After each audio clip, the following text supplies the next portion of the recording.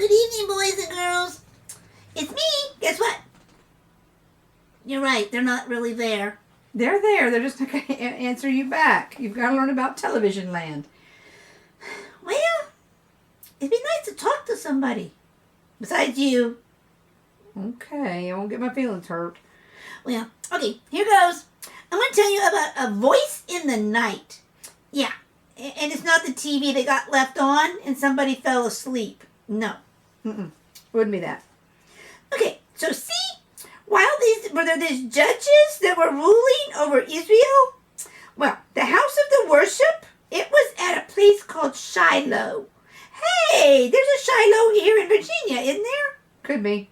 There's a book about Shiloh. Yeah, it's a dog book. Oh, I don't know. So, it was in Shiloh, near the center of their land. Well, it's good. Put it in the middle. And the priests who served and worshipped in the tabernacle, they lived in the tents near it. That's convenient.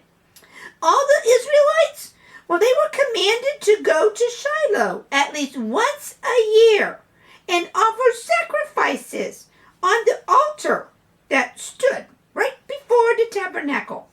I remember I told you how it was built. The tent that was the worship that Moses and the others built. It was very picky construction. Okay, it still is. Well, see, there was this man named Elkanah, and he lived in the mountains not far from Shiloh, who also worshipped at the tabernacle. So, every year, he would bring his 2 wives, and that was okay back then? It was okay back then. Okay, he brought his 2 wives and all his children with him to the holy place to offer sacrifices. Yep, check mark for him. Well, now all of his children belonged to just one of his wives. Uh-oh, this is sounding like that other story. Yeah. And her name was Hannah. She had no children. Oh, this sounds like somebody else. Yeah, you're remembering. Okay. Well, one year, while at Shiloh, Hannah, she prayed earnestly to the Lord to give her a baby boy. And she promised God that if he would send her a son, she would give him right back to the Lord all the days of his life. Hey, that's like she's picking out his job for him and he's not even born. She was career searching for him. Wow. While she was praying, Eli, one of the priests, he saw her and promised her that God would answer her prayer. Was she praying out loud? Probably was. And he overheard. Oh, okay. Well, in time, the baby was born. Oh, congratulations. And she named him Samuel, which means asked of God. Yeah, because she asked of God to send him. Well, when Samuel was still a little boy, Hannah brought him to Eli at the temple. Temple or tabernacle?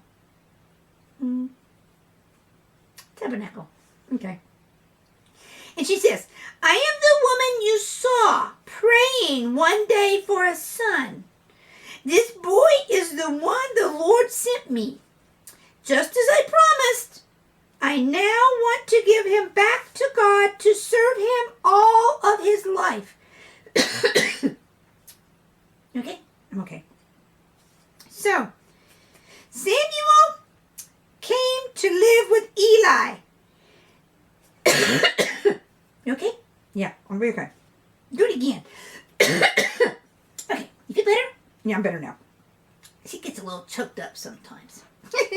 Okay. So, Samuel came to live with Eli, and he grew up near the house of God.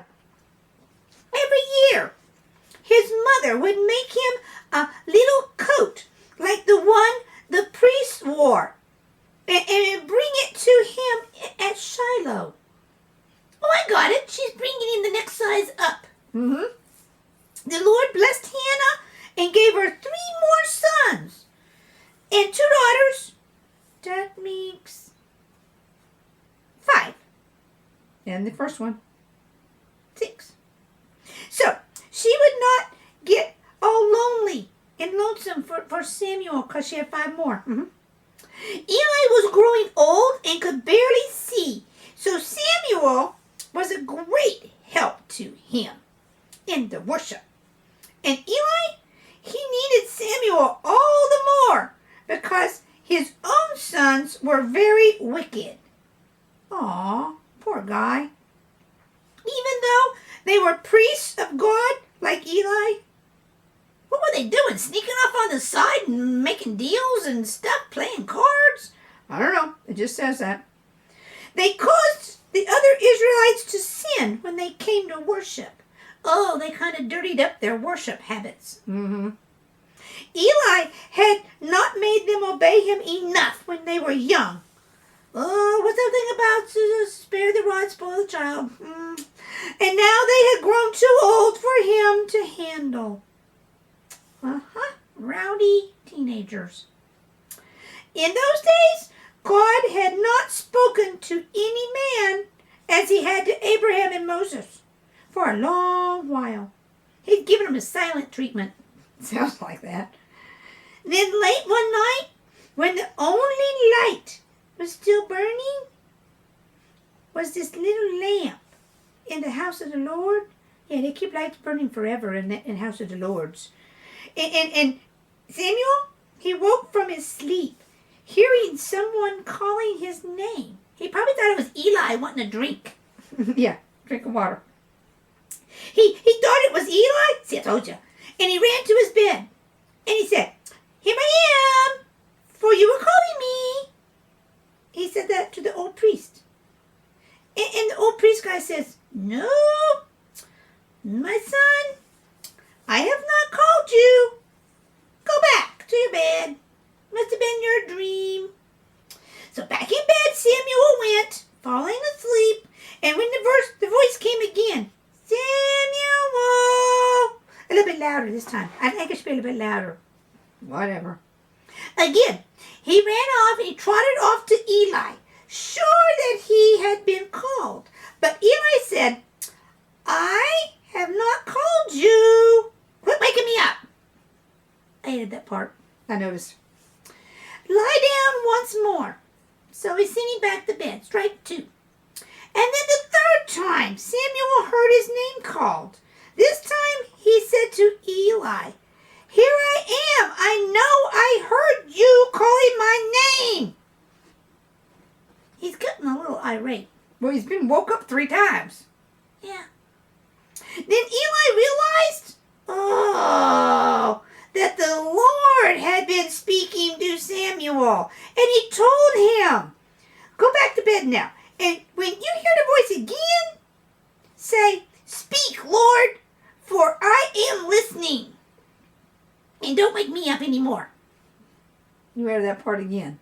Yeah, it's only reasonable.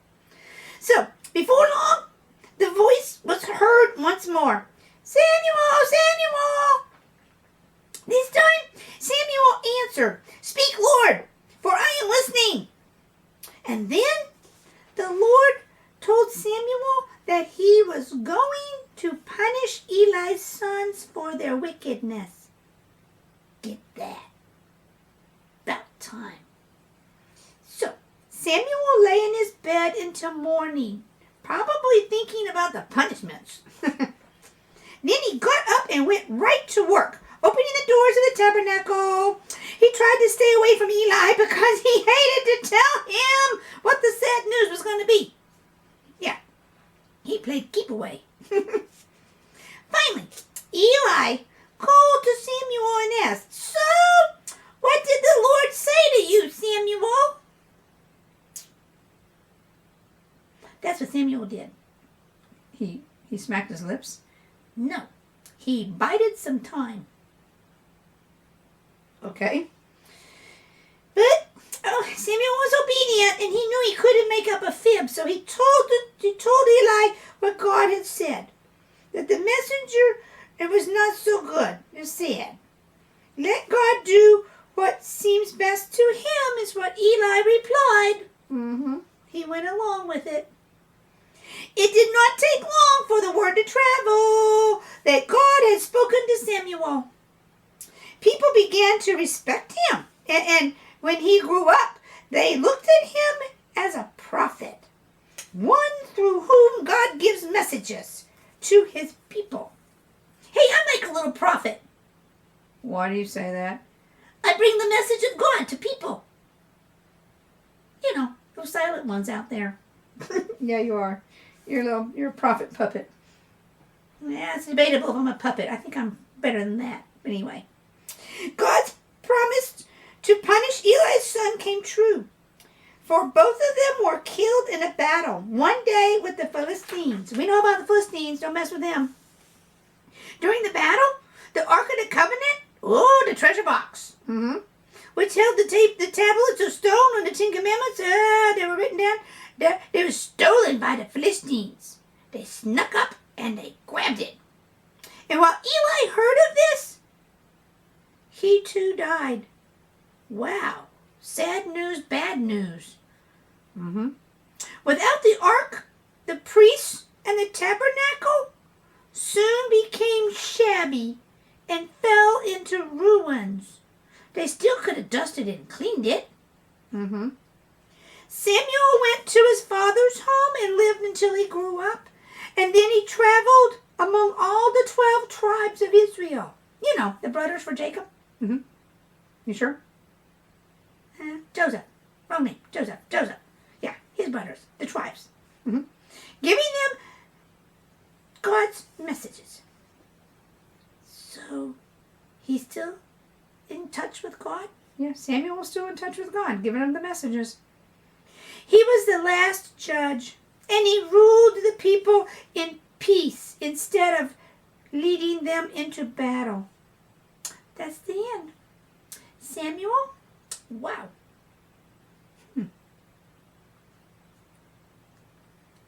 What's God's voice sound like? Nowadays? Yeah. Maybe it's a still small, quiet voice in your heart. Oh. Is it hard to hear? Nope. How do you hear it? You gotta sit still and be quiet. Oh, yes. Be still before the Lord and be quiet. Explains a lot why I haven't heard the voice yet. Yeah, you talk too much. I'll work on it. Okay. Snuggle down, little kitties. And I want you to pull them covers up. And dream about